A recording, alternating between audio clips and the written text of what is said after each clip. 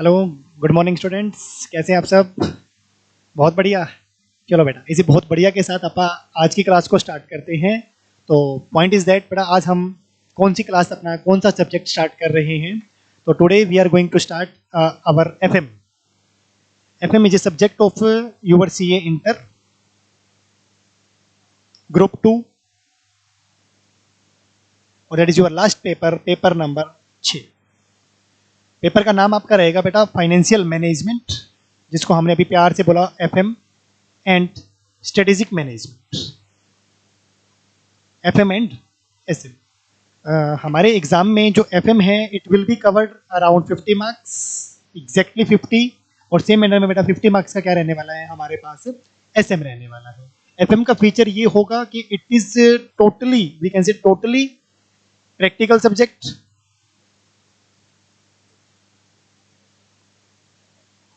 Academically काम आएगा ही आएगा, नो डाउट, लेकिन नाम में चेक करेंगे आपका फाइनेंस। ठीक है ना बेटा, नाम में ही बहुत कुछ है, या आई कैन से सब कुछ है। तो ठीक है ना, इस सब्जेक्ट को बढ़िया पढ़ना इसीलिए भी जरूरी है कि यार सीए इंटर तो चलो हमें क्वालिफाई करना ही करना है, प्राइमरी ऑब्जेक्टिव है, लेकिन उससे भी मेन ऑब्जेक्टिव अगर मैं बात करूं तो बेटा जिंदगी में सर्वाइव करना है, बहुत सारा पैसा कमाना है, और उसके लिए हमें इस सब्जेक्ट में थोड़ी मास्टरी अपनी करनी ही पड़ेगी। सेमिनार में अगर हम एसएम की बात करेंगे तो it will be like your theoreticals, कि कैसे किसी बिजनेस को स्मूथली रन ओवर करने की स्ट्रेटेजीज बनाई जाए, कैसे उसको मैनेज किया जाए, दैट इज हाउ। तो हम अपने आने वाले कमिंग 2 या 3 महीने के लिए, कमिंग अपने 50 या 60 लेक्चर्स में जो भी बात कर रहे होंगे वो बात कर रहे होंगे बेटा only about your financial management. Easy subject से है। पैटर्न कैसा रहेगा, 35 नंबर का आपका जो काम आएगा बेटा that will be like subjective, और जो 15 मार्क्स के लिए आपका काम आने वाला है दैट इज योर एमसीक्यू। वो हो सकता है 10 एमसीक्यू हो, वो हो सकता है 12 हो, वो हो सकता है 8 हो, लेकिन total marks covered will be 15। ठीक, तो सर अब हम अपने सब्जेक्ट्स को, अगर एक बेसिक फाइनेंशियल मैनेजमेंट नाम सुन के आपको कुछ आइडिया हो रहा होगा कि what should be financial management. अगर मैं अपने इस सब्जेक्ट के नाम को 2 हिस्सों में डिवाइड करूं तो मुझे हल्का सा जो समझ आता है वो लाइक दिस, कि हमने अपने फाइनेंस को, हमने अपने फाइनेंस को एक नैरो सेंस में कहूं तो मैं पैसा बोल सकता हूं, मनी, रोकड़ा। और मैनेजमेंट को मतलब कि हमें क्या करना है, फाइनेंस को मैनेज, फाइनेंस को मैनेज, यानी ऑब्जेक्टिव ऑफ द सब्जेक्ट अगर मैं बात करता हूं, ऑब्जेक्टिव ऑफ द सब्जेक्ट, तो ऑब्जेक्टिव ऑफ द सब्जेक्ट एक ही होना है, ओनली मनी, ओनली मनी। कैसे उसको बढ़ाया जाए, कैसे उसको ग्रो किया जाए, that will be our only objective. FM के सब्जेक्ट की एक खासियत है क्या, ठीक है ना, इस सब्जेक्ट की यार अक्षय कुमार के साथ नहीं बनती है। अक्षय कुमार साहब का मानना है कि हाँ क्यों पैसा पैसा करती है, क्यों पैसे पे तू मरती है, जबकि हमारे सब्जेक्ट का बड़ा एक सिंपल सा ऑब्जेक्टिव है, बस पैसा पैसा करना है और पैसे पे ही मरना है बेटा। तो ultimate aim is that only and only money. कैसे वो वेल्थ ग्रो करेगी, हमारी वेल्थ, शेयर होल्डर की वेल्थ, हमारे साथ कनेक्टेड लोगों की wealth, that will be the objective of the FM sir. चलो, अगर मैं हल्के से meaning, there can be various meaning of FM, बहुत सारे मतलब एफएम के हो सकते हैं, उसमें अगर मैं कॉमन मतलब लिखने की ट्राई करूं तो what is FM, it can be defined as the process, it can be defined as the process of what, point number 1, acquiring the fund।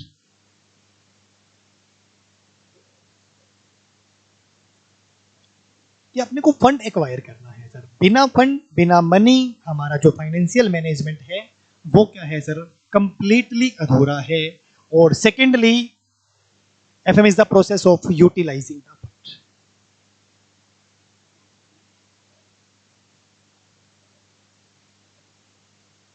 यानी अगर मैं ये 2 काम थोड़े प्रॉपर तरीके से कर सकता हूं, इफेक्टिव मैनर में कर सकता हूं, that is the acquisition of the fund, कि फंड कैसे एक्वायर करूं। ठीक, क्या ना, इससे कुछ बेसिक क्वेश्चन आप एक्वायरिंग ऑफ द फंड में अराइज कर सकते हैं। When, how much.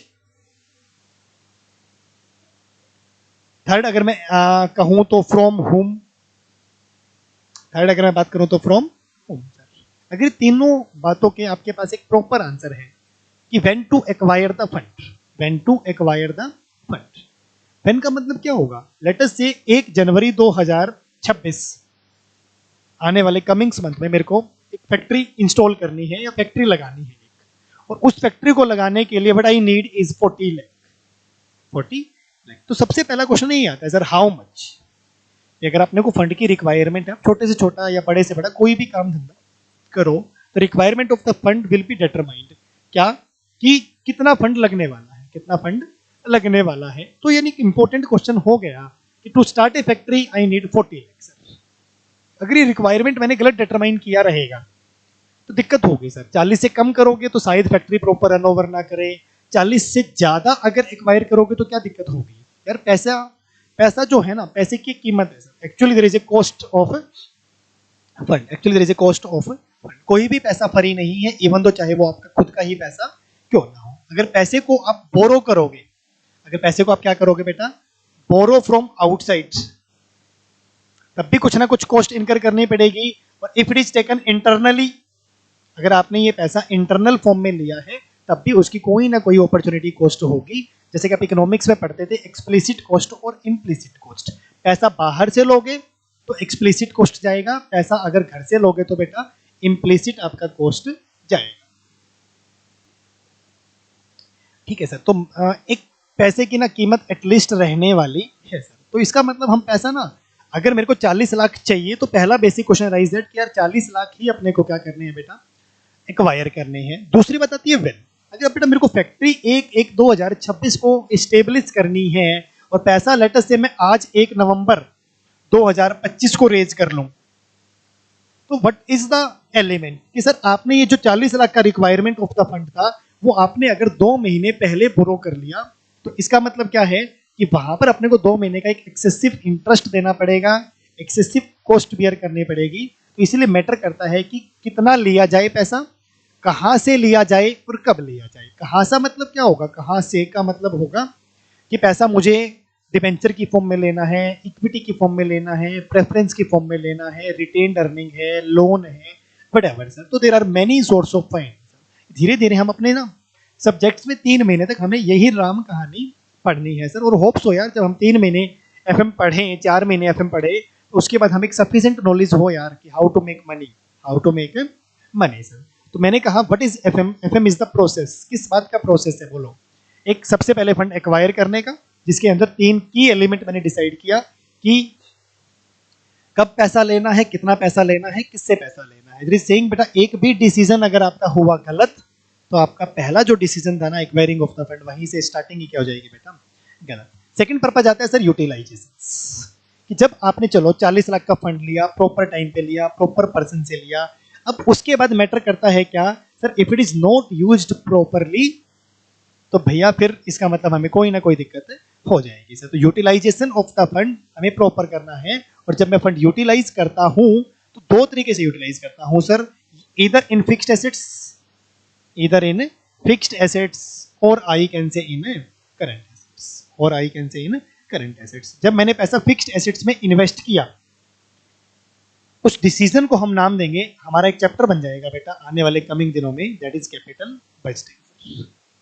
यानी कैपिटल बजटिंग को भी मैं एक प्रोसेस बोल सकता हूं of selection of your fixed assets, कि कौन सी फिक्स्ड एसेट्स में पैसा इन्वेस्ट किया जाए, कहां से वो ली जाए, ऐसे सब डिसीजन को बोला जाएगा बेटा फिक्स्ड एसेट्स में इन्वेस्टमेंट। और अपोजिटली आप जानते हैं सर, किसी बिजनेस को चलाना है तो फिक्स्ड एसेट से काम नहीं चलेगा खाली, you have to invest in the current assets also. आपके पास कुछ पैसा भी होना चाहिए, कुछ डेटर्स भी होते हैं, कुछ स्टॉक भी होता है सर। तो इसका मतलब पैसा एक्वायर करने के बाद या तो मुझे फिक्स्ड एसेट्स में इन्वेस्ट करना है या तो मुझे करंट एसेट्स में इन्वेस्ट करना है। फिक्स्ड एसेट्स में इन्वेस्ट करोगे तो कॉल्ड एज कैपिटल बजटिंग, जबकि करंट एसेट्स में पैसा इन्वेस्ट करोगे तो it will be called as working capital management, working capital management. तो अगर ये 2 काम मैं बिल्कुल ठीक ठाक कर सकता हूं, that is acquisition of the fund और उसके बाद यूटिलाइजेशन ऑफ द फंड। बस एक यूटिलाइज करते वक्त अपने को एक जनरली मेरा टारगेट रहता है क्या, कि जब मैं पैसे को यूटिलाइज करूंगा तो मुझे कुछ ना कुछ रिटर्न मिलेगा सर, कुछ ना कुछ क्या मिलेगा, रिटर्न। और जब मैं पैसे को एक्वायर किया था उसके लिए मुझे क्या बियर करनी है, समथिंग, एंड कुछ ना कुछ कॉस्ट मुझे क्या करनी है बेटा उस बात के लिए बियर था। तो जब भी मैं पैसा इन्वेस्ट करूं तो मुझे मेक श्योर करना होता है क्या, कि जो मेरी रिटर्न है या तो वो ग्रेटर देन कॉस्ट हो या फिर at least is equal to cost तो हो। अगर ये दोनों पर्पस, ये दोनों काम आपने ठीक किए तो इसका मतलब आपका एफएम एग्जैक्टली क्या हो चुका है बेटा, स्टार्ट। एक स्टूडेंट ने क्वेश्चन रेज किया, सर ये क्या थ्योरेटिकल सब्जेक्ट्स है? तो बिल्कुल भी नहीं बेटा। टू बिगिन विद हमने हल्का सा मतलब देखा, व्हाट इज एफएम। एफएम बोले तो एक प्रोसेस, पैसा लेना, पैसा यूज करना, फिर सामने वाले को पैसा रिटर्न करना, और इन बिटवीन अपनी थोड़ी सी कमाई कर लेना भाई, तभी तो जाके कुछ फायदा होगा, अदरवाइज तो नहीं होगा।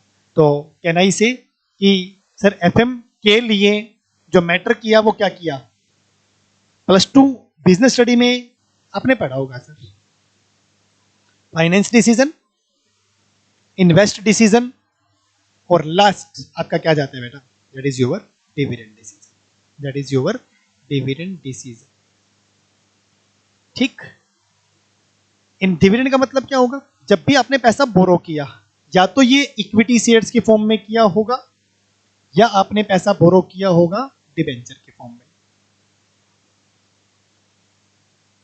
अब डिविडेंड डिसीजन क्या है सर, देखो डिबेंचर की फॉर्म में पैसा बोरो किया है तो ज्यादा कुछ डिसाइड करने के लिए मेरे पास बचता नहीं है, because I have to give interest on fixed terms हर क्वार्टरली या 6 महीने में, जैसा भी मेरा टर्म्स एंड एग्रीमेंट था। और अगर इक्विटी शेयर्स के फॉर्म में पैसा इन्वेस्ट किया होगा तो आपको डिसाइड करना पड़ेगा, but amount of dividend should be given. तो हमारा एक चैप्टर बन जाएगा बेटा, that is called dividend decision. तो एफएम के जो बेसिकली 3 पिलर्स हैं वो यही हैं, फाइनेंस डिसीजन प्रॉपर लो, इन्वेस्ट डिसीजन प्रॉपर लो, डिविडेंड डिसीजन प्रॉपर लो। 3 थिंग्स आर प्रॉपरली टेकन, तो इसका मतलब हम अपने बिजनेस में सक्सेसफुल हैं सर। चलो जी, तो आज सर हम अपने सिलेबस को कैसे प्रोसीड करेंगे सर, हम अपने सिलेबस को प्रोसीड करेंगे with our first practical chapter sir. और उस फर्स्ट प्रैक्टिकल चैप्टर में जाने से पहले अपा एक इनकम स्टेटमेंट समझते हैं sir, income statement of FM. हर एक सब्जेक्ट का प्रॉफिट निकालने का तरीका क्या है बेटा, अलग अलग है। आपने अकाउंट्स बनाया, अकाउंट्स में आपने प्रॉफिट कैसे निकाला, पहले ट्रेडिंग बनाया, जीपी निकाला, फिर एनपी बनाया तो आपने, सॉरी प्रॉफिट लॉस बनाया तो आपने क्या निकाला बेटा, एनपी निकाला। लाइक आप कॉस्ट अकाउंट पढ़ोगे, उसमें इनकम निकालने के लिए आपको कॉस्ट शीट बनानी है। आप इनकम टैक्स पढ़ोगे तो इनकम टैक्स निकालने के लिए भी आपको इनकम की कंप्यूटेशंस करनी होती है, like income statement of FM है सर। ये जो इनकम स्टेटमेंट ऑफ एफएम है, ये इनकम के लिए एक्चुअली सब कुछ है। As being the student of FM, आप इनकम स्टेटमेंट ऑफ एफएम से बच नहीं सकते भाई। जब तक अपने को एफएम की इनकम स्टेटमेंट समझ नहीं आएगी, जब तक मेरे को एफएम नहीं समझ आने वाला। मोर और लेस हर चैप्टर में कभी ना कभी अपने को इनकम स्टेटमेंट बनानी ही पड़ेगी सर। तो इनकम स्टेटमेंट मैंने क्यों बनाई, सो दैट मैं अपने प्रॉफिट को कुछ डिवाइड कर सकूं। देखिए सर किस तरीके से, सबसे पहले काम करेगा सर सेल्स। कोई अकाउंट नहीं बनता, जनरली एक स्टेटमेंट है सर सेल्स। क्या एग्जांपल के साथ आप समझेंगे तो थोड़ा सा आपको समझने के लिए क्या रहेगा, आसानी रहेगा। फॉर एग्जांपल कि आप कैलकुलेटर बेचने का क्या करते हैं बेटा, बिजनेस करते हैं। एक कैलकुलेटर में जनरली 60 रुपए का परचेज करता हूँ 60 रुपीज, और लेटेस्ट लेके मैं उसको 100 रुपए में मार्केट में क्या कर रहा हूँ, ओपन मार्केट में सेल कर रहा हूँ 100 रुपीज का सर। और लेटेस्ट से नंबर ऑफ कैलकुलेटर सोल्ड कितने हैं अपने पास, 1000। तो इस पूरे प्रोसेस में 1000 नंबर ऑफ कैलकुलेटर, 100 रुपए का प्राइस, कितने रुपए की सेल हो जाएगी सर, सेल यहां हो जाएगी सर एग्जैक्टली 1 लाख रुपए की। कॉमन है सर, अकाउंट्स में मैंने क्रेडिट साइड लिखा होगा कभी ट्रेडिंग अकाउंट में, तो अभी यहां पर सेल कितनी हो गई सर, 1 लाख।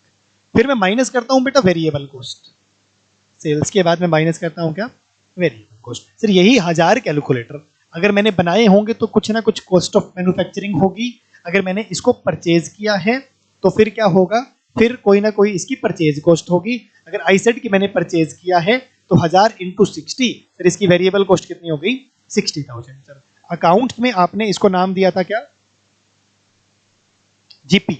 अकाउंट्स में इस 40,000 को आपने क्या नाम दिया था बेटा, that is gross profit. Similar with accounts है, सिमिलर विद क्या है, अकाउंट्स। बस फर्क क्या है, अकाउंट्स बेटा आपके पास्ट रिकॉर्ड को डील करता है, एफएम आपके पास्ट रिकॉर्ड को भी डील करेगा और फ्यूचर में भी आपकी क्या करेगा, हेल्प करेगा। तो अगर मैं कहूं कि मैंने 1000 कैलकुलेटर बेचे हैं 1 लाख रुपए के, वही 1000 कैलकुलेटर मैंने खरीदे थे कितने रुपए के, 60,000 रुपए के, तो इस 40,000 को मैं एक नाम दे सकता हूं बेटा, दैट इज माई पहली कमाई, दैट इज माई पहली कमाई। कि सर 40,000 रुपए साफ सुथरे से मुझे क्या हो गए बेटा, बच गए, that is called as contribution, that is called as a contribution. लेकिन सर जैसे ही आप जीपी से चलते थे प्रॉफिट लॉस तक जाने के लिए, प्रॉफिट लॉस तक जाने के लिए सर और बहुत सारे खर्चे होते थे जिसको मैं नाम देता था इनडायरेक्ट एक्सपेंसेस।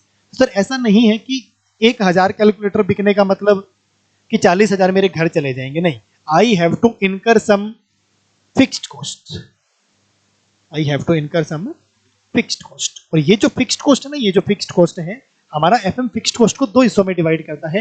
उसमें से पहला हिस्सा कौन सा है सर? ऑपरेशन वाला। पहला हिस्सा कौन सा है सर? ऑपरेशन वाली फिक्स्ड कॉस्ट। यानी अगर ये एकेडमी है तो बेटा एकेडमी की ऑपरेशनल फिक्स्ड क्या होगी? समथिंग हो सकता है बिल्डिंग रेंटेड हो तो रेंट, टीचर अगर परमानेंट सैलरी पे है तो फिर salary of the teacher. These are the examples of expenses जो कि फिक्स्ड हैं। एक बात रिलेटेड विद ऑपरेशन है, दूसरी बात तो सर ऐसा होगा इस 40,000 को कमाने के लिए आपने 10,000 रुपए का लेटेस्ट से कोई ना कोई फिक्स्ड एक्सपेंस कर दिया, that is fixed operation expenses. तो रिजल्टिंग जो 30,000 की इनकम है उसको हम नाम देंगे बेटा earning before interest and tax. प्यार से बोलेंगे बेटा आप इसको इबिट, प्यार से आप इसको क्या बोलेंगे? इबिट। सेल्स शॉर्ट फॉर्म चलती है बेटा एफएम में, sales minus VC variable cost is equal to contri minus FC is equal to EBIT, that is earning before interest और टैक्स। अकाउंट्स में हमने इसको नाम दिया था बेटा ऑपरेटिंग प्रॉफिट। क्या नाम दिया था? Operating profit. ऐसा नहीं है कि जीपी के बाद सीधा एनपी आ जाता है, बीच में अगर आप एक स्टॉप लेंगे तो बेटा क्या आएगा? ऑपरेटिंग प्रॉफिट भी आएगा सर। तो व्हाट इज माय एग्जांपल? मैंने 1000 कैलकुलेटर 1 लाख रुपए के बेचे, वही कैलकुलेटर मैंने 60,000 की खरीदे थे, तो मेरी पहली कमाई आ गई कितनी? 40। लेकिन यार ये सिस्टम बेचने के लिए मैंने जगह किराए पे ले रखी है, स्टाफ को रखा हुआ है, इन बिटवीन मेरे 10,000 रुपए और लग गए, तो मेरी दूसरी कमाई that is my earning before interest और टैक्स कितना आ गया? 30। अब हो सकता है सर कि ये जो आपने कैलकुलेटर खरीदे वो भी आपने उधार के पैसों पे खरीदे हो सर। तो उसके बाद आती है मेरी फाइनेंस कॉस्ट, जिसको हम नाम देते हैं बेटा इंटरेस्ट। यानी ये भी फिक्स्ड कॉस्ट है, लेकिन ये पहली फिक्स्ड कॉस्ट थी और ये मेरी दूसरी फिक्स्ड कॉस्ट है। यानी फिक्स्ड कॉस्ट कौन सी वाली बेटा? फाइनेंस वाली फिक्स्ड कॉस्ट, फाइनेंस वाली fixed cost.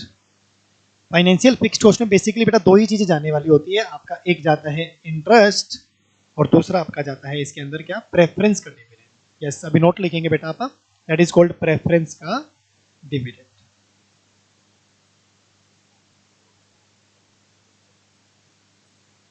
That is preference का डिविडेंड।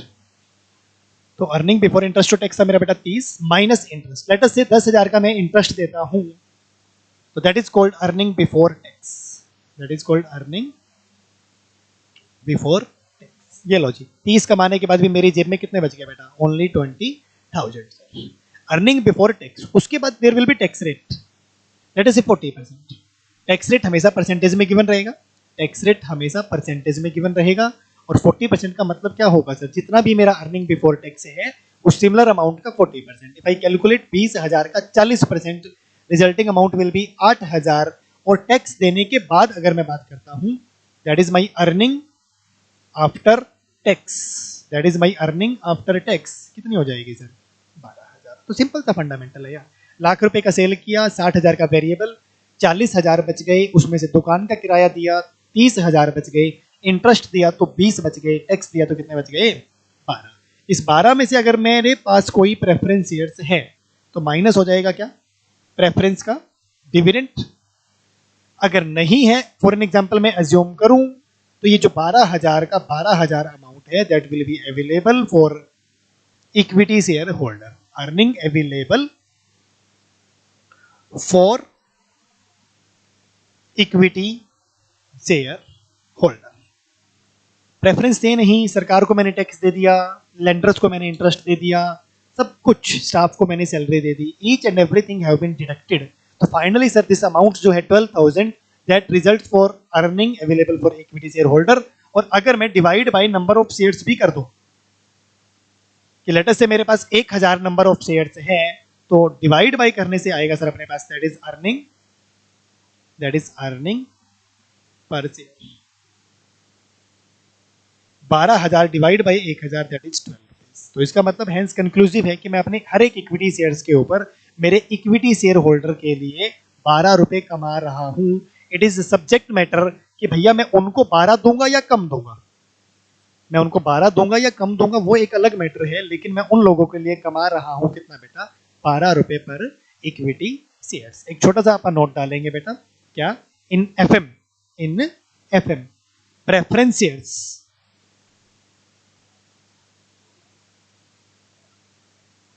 का डिविडेंड, का dividend is always treated as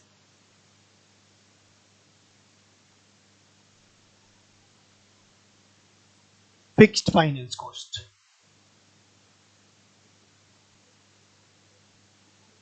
preference shares का जो डिविडेंड होगा सर, वैसे तो देखो ऑब्वियस सी बात है, बहुत ज्यादा तकड़ी एजम्पशन वाली बात नहीं है, लेकिन देखो प्रेफरेंस शेयर्स का डिविडेंड है तो फिक्स्ड हो गया, ठीक है, और रिलेटेड विद फाइनेंशियल एक्टिविटी है तो फिर आप उसको क्या मानेंगे बेटा, फिक्स्ड फाइनेंस कॉस्ट। यानी मेरी फाइनेंस कॉस्ट दो हिस्सों में डिवाइड हो गई, एक रिलेटेड विद ऑपरेशन और एक रिलेटेड विद फाइनेंस। फाइनेंस वाली में दो चीजें आई, दैट इज इंटरेस्ट और प्रेफरेंस का डिविडेंड, और ऑपरेशन वाले में सर दो तीन चीजें आई, लाइक आपके जितने भी ऑपरेशन के रिगार्डिंग फिक्स्ड खर्चे हैं वो आपका सबका सब क्या होगा बेटा, कवर होगा। ये जो इनकम स्टेटमेंट है बेटा, ये आप जनरली कंसीडर करें, आपको एफए में ज्यादा नहीं तो 300-400 बार तो कम से कम बनानी ही पड़ेगी सर, इतने क्वेश्चंस तो होंगे कि आपको इसका ए बी सी डी या ए टू जेड एनालिसिस आप इसका ना बड़े इजीली से कर पाएंगे। लेकिन चलो ठीक है, मेरा पहला लेक्चर है, इसको बहुत ज्यादा ना हैवी नहीं बनाएंगे, तो मैं एक बार आपको इनकम स्टेटमेंट क्या करवा देता हूँ बेटा, क्विक सेंस में रिवाइज करवा देता हूँ कि सबसे पहले सेल्स माइनस अकाउंट की नजर का cost of sale, direct expenses, cost of goods sold, लेकिन एफएम में हमने क्या नाम दिया बेटा,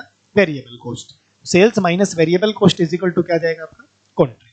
जैसे ही फिक्स्ड कॉस्ट माइनस होएगी तो अर्निंग बिफोर इंटरेस्ट और टैक्स, जैसे इंटरेस्ट माइनस होगा तो अर्निंग बिफोर टैक्स, जैसे ही टैक्स माइनस होगा तो अर्निंग आफ्टर टैक्स, और जैसे ही इसका प्रेफरेंस डिविडेंड भी माइनस हो जाएगा तो resulting gain will be 12,000, earning divide by number of share is equal to earning per share. चलो जी सेकंड सर, अब सर ये इनकम स्टेटमेंट अगर मेरे को आ जाए या इसके मेरे को यूज समझ आ जाए तो हम कैपेबल हो जाते हैं कि यार हम अपना ना कोई भी चैप्टर एफएम का, सर क्या एफएम की थ्योरी इतनी ही है, नहीं नहीं बेटा, थ्योरी हमने एक्चुअली सही मायनों में अभी स्टार्ट ही नहीं की। तो we will be started our first practical chapters, theoretical portions को we will be covering at the back end of the our lectures. मेरा सिलेबस कंप्लीट हो चुका होगा, एग्जाम मेरे यहाँ के मुकाबले थोड़े से नियर आ जाएंगे, उस टाइम पे बेटा आप एफएम की थ्योरी के पढ़ेंगे, ट्राई करेंगे कि एक एक क्वेश्चन आप थ्योरी का देखें, चाहे वो इंपॉर्टेंट है चाहे वो इंपॉर्टेंट नहीं है सर। तो अगर हम प्रैक्टिकल की शुरुआत करें तो बेटा हम अपनी नेक्स्ट क्लास में we will be started a chapter called as leverage. तो बहुत बढ़िया चैप्टर है, बहुत प्यारा और बहुत आसान और बहुत इंपॉर्टेंट चैप्टर है। तो बेटा इसको आप डील करते हैं अपनी नेक्स्ट क्लास में, तो अपन मिलते हैं बेटा नेक्स्ट क्लास में, जब तक के लिए गुड बाय।